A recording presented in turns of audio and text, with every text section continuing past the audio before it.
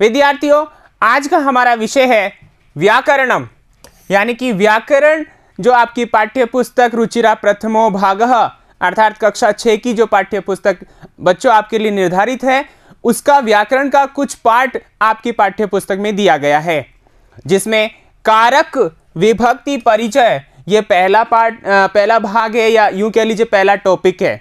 और इसके साथ ही आपके लिए शब्द रूप और धातु रूप दिए गए हैं, जिनको हम यहाँ पर पढ़ने वाले हैं। बहुत ही छोटा सा पार्ट आपके व्याकरण का रखा गया है। वैसे तो हम पाठों के साथ, जैसा कि आपको पता है कि हमने जो 15 पाठ है वो पूरे कर लिए हैं, पूरे पढ़ लिए हैं। अब यहाँ पर व्याकरण हम शुरू करने जा रहे हैं, तो यहाँ छोटा सा पार्ट है, तो हम इसको, इस छोटे से पार्ट को, जिसमें पहला जो अपना टॉपिक है वो कारक विभक्ति परिचय, इसको और इसके साथ शब्द रूप और धातु रूपों को बड़े ही अच्छे तरीके से समझने वाले हैं। तो विद्यार्थियों, आइए शुरुआत करते हैं अपने व्याकरण के टॉपिक की, जिसमें पहला टॉपिक है कारक विभक्ति परिचय। तो आइए क्या होता है ये जानते हैं। कारकम, विद्यार्थियों, संस्कृत भाषा को समझने के लिए, उसे पढ़ने के लिए कारक, यह जो व्याकरण का टॉपिक है, इसको समझना बेहद ज़रूरी है। विद्यार्थियों, आप पहली मर्तबा संस्कृत विषय पढ़ रहे हैं और कारक क्या होता है बहुत ही आसान है, और यहाँ आसान भाषा में आपको समझाया गया है। यदि आप आज इसको समझ लेते हैं तो आने वाली कक्षाओं में आपको परेशानी नहीं होगी।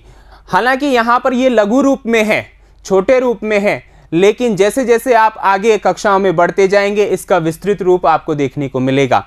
चूँकि वाक्य निर्माण, अनुवाद करने में और संस्कृत भाषा को पढ़ने और समझने में कारक की महत्वपूर्ण भूमिका होती है। तो आइए विद्यार्थियों, कारक क्या होता है जानते हैं। कारकम, वाक्ये क्रियायाः साक्षात् अन्वय येन पदेन शब्देन सह भवति तत्पदम कारकम भवति।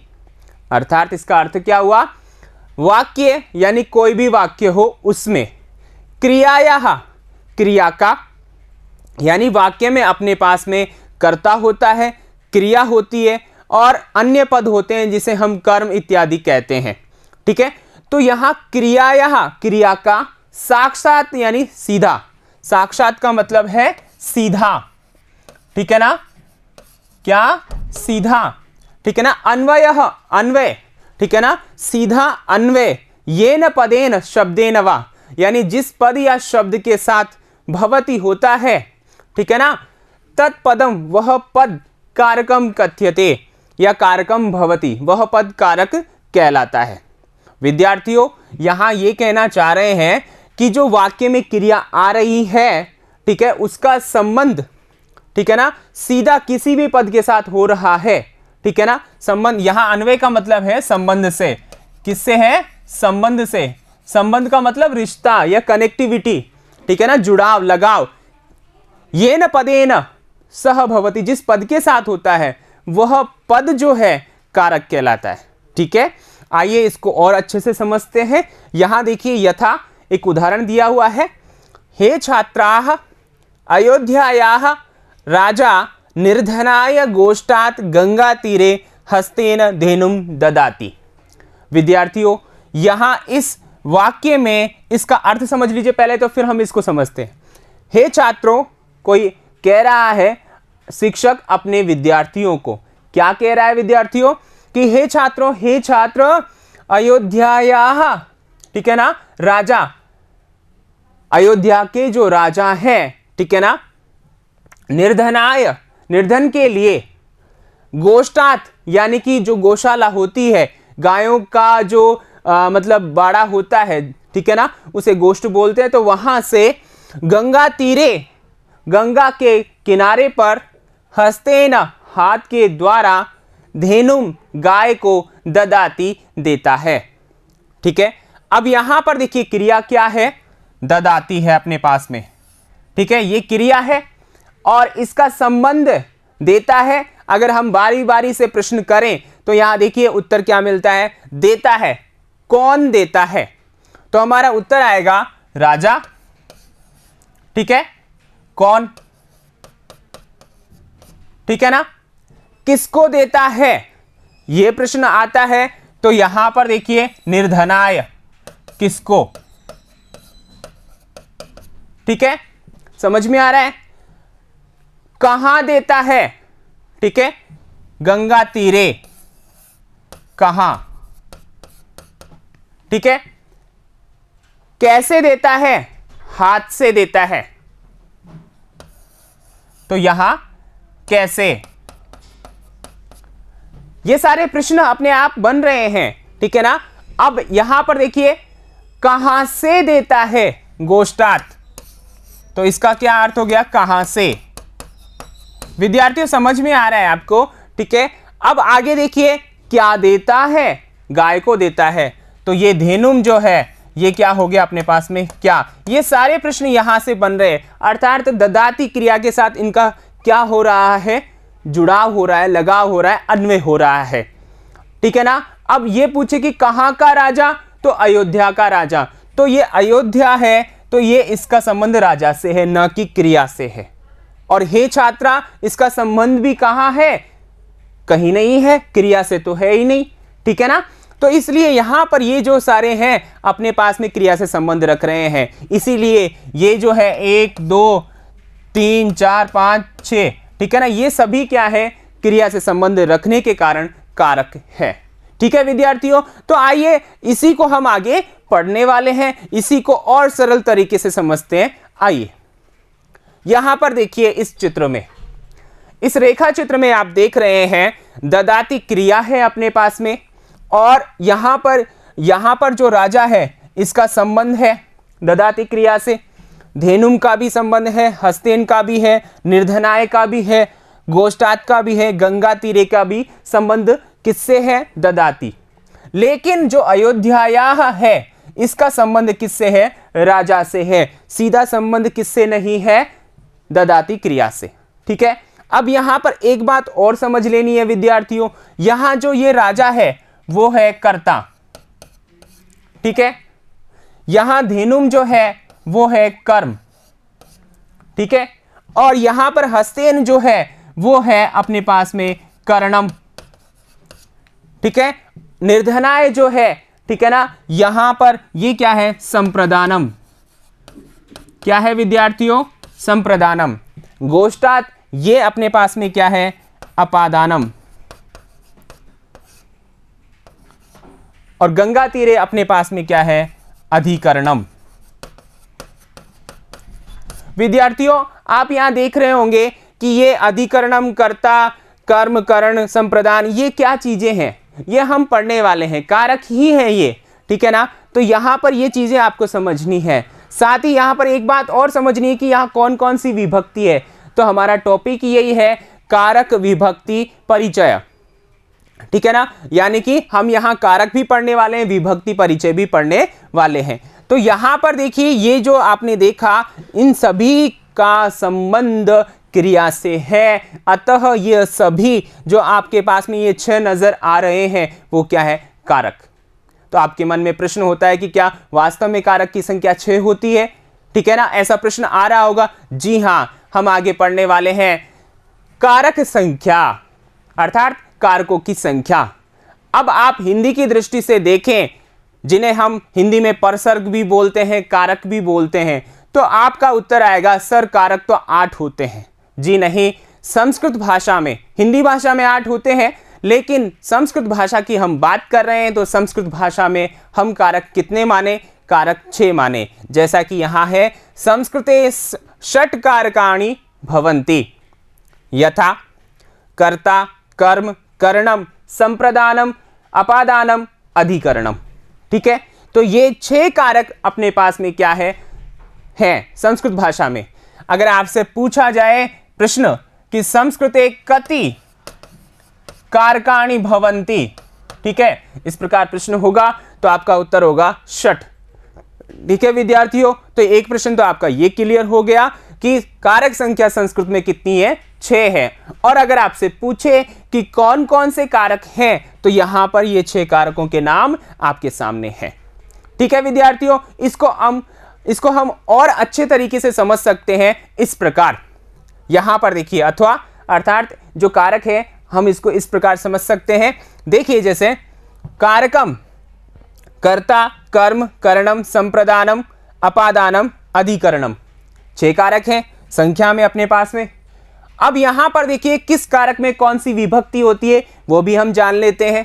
कर्ता कारक में प्रथमा होती है, कर्म कारक में द्वितीया होती है, करण कारक में तृतीया होती है, संप्रदान कारक में चतुर्थी, अपादान कारक में पंचमी और अधिकरण कारक में सप्तमी विभक्ति होती है। विद्यार्थियों आपने पढ़ लिया है, आपने समझ लिया है क्या कि संस्कृत में विभक्तियां जो होती हैं वो 7 होती है। कितनी विभक्तियां होती हैं? विभक्तयः सप्त भवन्ति। विभक्तियां कितनी होती है विद्यार्थियों? 7 होती है, ऐसा आपने पढ़ लिया है। ठीक है, तो यहां पर आप देख रहे होंगे कि क्या नहीं है, षष्ठी विभक्ति नहीं है।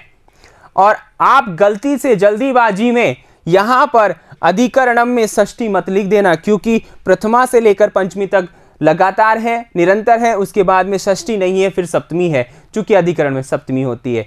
और यहां पर ये 6 कारक ही माने गए हैं और ये 6 विभक्तियां यहां पर इन कारकों की दृष्टि से है। ठीक है विद्यार्थियों, आगे देखिए विभक्ति चिन्ह। हम हिंदी की दृष्टि से हमने विभक्ति चिन्ह भी आपके लिए रखे हैं सुविधा की दृष्टि से। जैसे कि कर्ता का जो चिन्ह होता है ने, कर्म का चिन्ह होता है को, करणम का चिन्ह होता है से या के द्वारा, संप्रदानम का होता है के लिए या को। ठीक है, अपादानम पंचमी विभक्ति होती है यहाँ और से अलग यानी पृथक होना इस अर्थ में। ठीक है, अधिकरणम सप्तमी विभक्ति में, पे, पर, ये सारे अर्थ यहाँ पर क्या है? चिन्ह है, विभक्तियों के चिन्ह है। ठीक है विद्यार्थियों, तो कारकों की संख्या अपने पास में कितनी हो गई? 6। ठीक है, और विभक्तियां अपने पास में कितनी है? 7। लेकिन यहां कारक की दृष्टि से विभक्तियां हैं और ये चिन्ह आपके सामने है ही। ठीक है विद्यार्थियों, तो अब तक हमने क्या पढ़ लिया है? अब तक हमने जान लिया कि कारक किसे कहते हैं, ठीक है, और कारकों की संख्या कितनी है। साथ ही हमने उनका प्रयोग भी जान लिया कि सीधा संबंध होना चाहिए। अब आइए आगे चलते हैं हम। यहां पर देखिए विशेष बात क्या है। विशेष बात क्या है? आपके मन में प्रश्न आ रहा होगा कि सर संबोधन भी होता है और संबंध भी होता है, ठीक है ना, तो ये कारक क्यों नहीं है?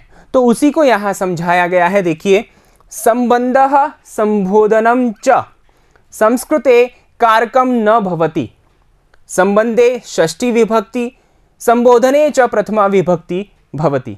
विद्यार्थियों आपको यहां समझना है कि जो संबंध है, ठीक है ना, क्या है? संबंध है वह और संबोधनम, ठीक है ना, ये दोनों जो है होते तो हैं, रूप जब हम चलाते हैं शब्द रूप हम पढ़ेंगे तो वहां ये पढ़ेंगे जरूर, संबंध भी पढ़ेंगे, ठीक है ना, और संबोधन भी पढ़ेंगे, लेकिन यहां पर ये कारक के रूप में नहीं है।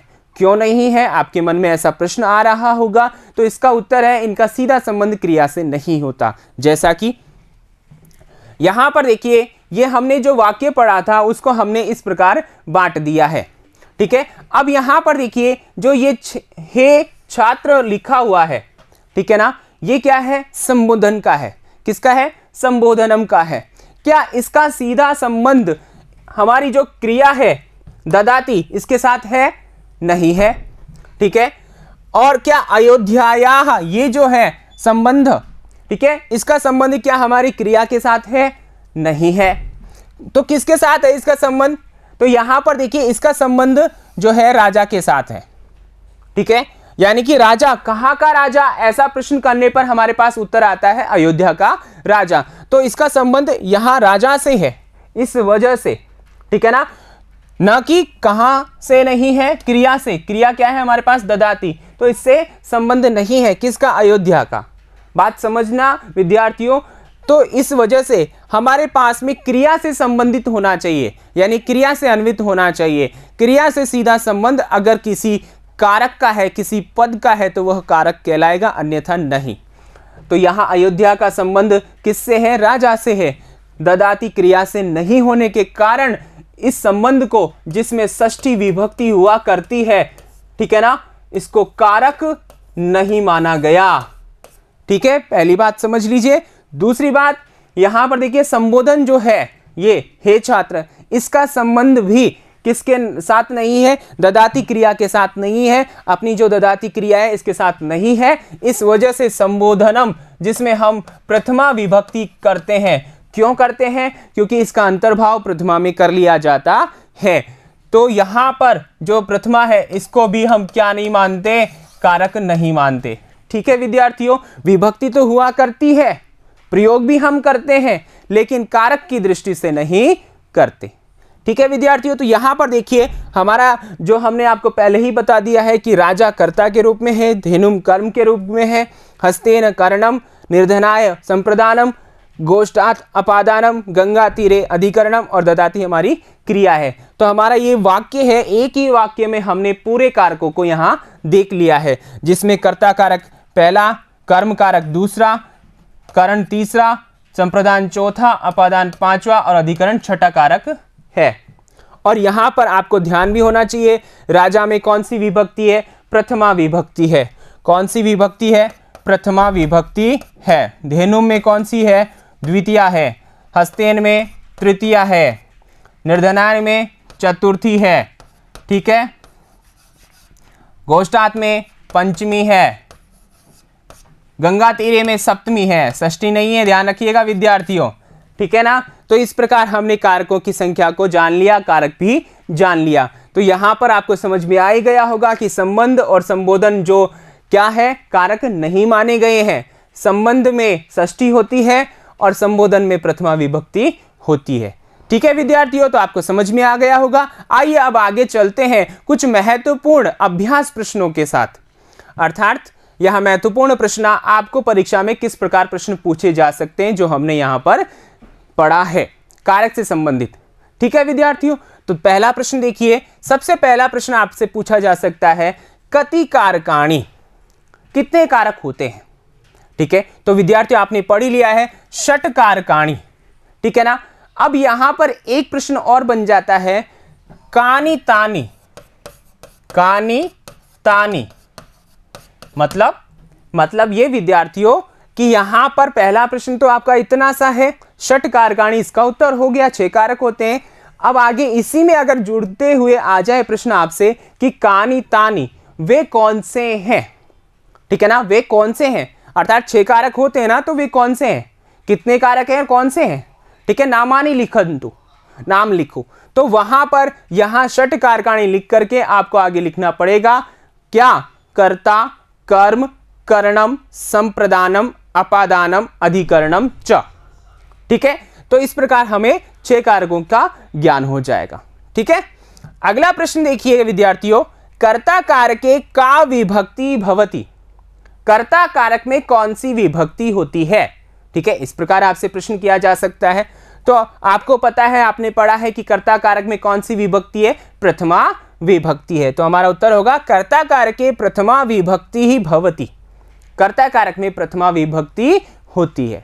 ठीक है, अगला प्रश्न हमारा हो सकता है, कर्म कारके का विभक्ति ही भवति, कर्म कारक में कौन सी विभक्ति होती है? देखिए इसी के समान ये प्रश्न बनाया गया है। तो कर्म कारके द्वितीया विभक्ति ही भवति। ठीक है, समझ में आ रहा है? आइए आगे चलते हैं अगले प्रश्न की ओर। चौथा प्रश्न देखिए, तृतीया विभक्ति ही कस्मिन कारके भवति, ये विपरीत हो गया, उसका जो हमने अभी तक पढ़ा उसका विपरीत हो गया। क्या? कि तृतीया विभक्ति जो है किस कारक में होती है? तो तृतीया विभक्ति करण कारके भवति, करण कारक में होती है। ठीक है, आगे देखिए, संप्रदाने का विभक्ति प्रयुज्यते या भवति, यहां भवति भी प्रयोग किया जा सकता है। तो संप्रदाने का विभक्ति प्रयुज्यते, संप्रदान में कौन सी विभक्ति प्रयोग की जाती है? तो आपको पता ही है विद्यार्थी, संप्रदान में कौन सी? चतुर्थी विभक्ति प्रयोग की जाती है। संप्रदाने चतुर्थी विभक्ति प्रयुज्यते। ठीक है, आगे अगला देखिए, अपादाने का विभक्ति ही भवति, अपादान में कौन सी विभक्ति होती है? अपादान जो कारक होता है उसमें कौन सी? तो अपादाने पंचमी विभक्ति भवति। यहां पर देखिए प्रश्नवाचक चिन्ह नहीं आएगा, पूर्ण विराम आएगा। ठीक है, आइए आगे चलते हैं। आगे देखिए, 7वां प्रश्न हमारा बन सकता है यहां से, सप्तमी विभक्ति ही कस्मिन कारके भवति, सप्तमी विभक्ति किस कारक में होती है? सप्तमी विभक्ति ही अधिकरण कारके भवति। ठीक है ना, अधिकरण कारक में होती है। ठीक है विद्यार्थियों, आगे देखिए अगला प्रश्न, कारकस्य का परिभाषा। जो हमने समझा कि कारक क्या होता है शुरू में, जो हमने 2 लाइनें पढ़ी और उदाहरण के साथ पढ़ी, तो वो क्या है परिभाषा। तो उसी को हम सरल भाषा में लिखेंगे। वाक्ये क्रियायाः साक्षात् अन्वय येन पदेन सह भवति तत्पदम कारकम कथ्यते। अर्थात वाक्य में क्रिया का साक्षात संबंध जिस पद के साथ होता है वह पद कारक कहलाता है। ठीक है विद्यार्थियों, समझ में आ गया होगा। इसके अलावा भी हमारे पास में यह प्रश्न बन जाता है कि संबंधे का विभक्ति भवति। यहां पर विद्यार्थियों आप लिख सकते हैं नवा प्रश्न हमारा कि संबंधे, ठीक है ना, का विभक्ति भवति। ठीक है विद्यार्थियों, तो यहां आपका क्या उत्तर होगा, सोचिए जरा। संबंध में कौन सी विभक्ति होती है? यहां पर कारक नहीं पूछा है विद्यार्थियों, संबंध में सीधी सी विभक्ति पूछी है। तो आपको ध्यान आ गया होगा कौन सी विभक्ति, षष्ठी विभक्ति। तो हमारा उत्तर क्या हो जाएगा इसका विद्यार्थियों, इसका आपका उत्तर होगा संबंधे षष्ठी विभक्ति भवति। ठीक है विद्यार्थियों, तो ये भी आपके सामने प्रश्न हो सकता है, ऐसा प्रश्न पूछा जा सकता है। यहां पर 8 प्रश्न जो दिए वो कारक की दृष्टि से दिए। अगर विभक्ति के दृष्टि से अगर ये प्रश्न पूछा जाए तो सीधा पूछ सकता है संबंध में कौन सी विभक्ति होती है। ठीक है, या इसके अलावा एक प्रश्न और हो सकता है, वो क्या हो सकता है, देखिए 10वां प्रश्न। ठीक है, वो क्या हो सकता है, वो ये हो सकता है कि संबोधने का विभक्ति भवति, का विभक्ति भवति। संबोधन में कौन सी विभक्ति होती है विद्यार्थियों, पता है ना, प्रथमा विभक्ति। तो आपका उत्तर क्या हो जाएगा, आपका उत्तर हो जाएगा प्रथमा। ठीक है, कौन सी विभक्ति होती है, प्रथमा विभक्ति होती है। तो विद्यार्थियों इस प्रकार हमने कारक विभक्ति परिचय जो है वो पढ़ लिया है और जान लिया है कि महत्वपूर्ण प्रश्नों के आधार पर या जो कारक चिन्ह होते हैं, कितनी विभक्तियां होती है, कितने कारक होते हैं, ये सब हमने जान लिया है। आपके जो लेवल है, आपका जो स्तर है, कक्षा स्तर है, उसके अनुसार इतना ही आपके लिए बहुत है। और जैसे जैसे आप अगली कक्षाओं में बढ़ते जाएंगे आप इसका विस्तृत रूप देखते जाएंगे। ठीक है विद्यार्थियों, तो ये अपना व्याकरण जो आपकी है उसका पहला बिंदु समाप्त हो जाता है। उम्मीद करता हूं कि आपको समझ में आया होगा। प्रयास कीजिए, अभ्यास कीजिए और आगे मैं फिर मिलूंगा आपसे अगले टॉपिक के साथ, शब्द रूपों के साथ। तब तक के लिए धन्यवाद।